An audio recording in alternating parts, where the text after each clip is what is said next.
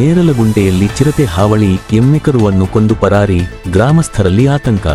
ಹೌದು, ಇದು ಚಳ್ಳಕೆರೆ ತಾಲೂಕಿನ ನೇರಲಗುಂಟೆ ಗ್ರಾಮದಲ್ಲಿ ಚಿರತೆ ಹಾವಳಿಯಿಂದ ಗ್ರಾಮಸ್ಥರು ಭಯಭೀತರಾಗಿದ್ದಾರೆ.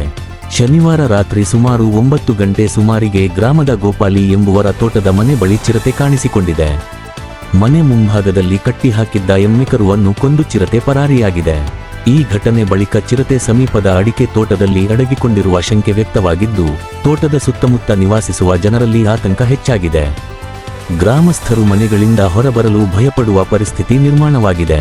ಕೂಡಲೇ ಅರಣ್ಯ ಇಲಾಖೆಯ ಅಧಿಕಾರಿಗಳು ಸ್ಥಳಕ್ಕೆ ಭೇಟಿ ನೀಡಿ ಚಿರತೆಯನ್ನು ಹಿಡಿದುಕೊಳ್ಳಲು ಕ್ರಮ ಕೈಗೊಳ್ಳಬೇಕು ಎಂದು ನೇರಲಗುಂಟೆ ಗ್ರಾಮಸ್ಥರು ಜನಧ್ವನಿ ನ್ಯೂಸ್ ಜೊತೆ ಶನಿವಾರ ರಾತ್ರಿ ಅಳಲು ತೋಡಿಕೊಂಡಿದ್ದಾರೆ.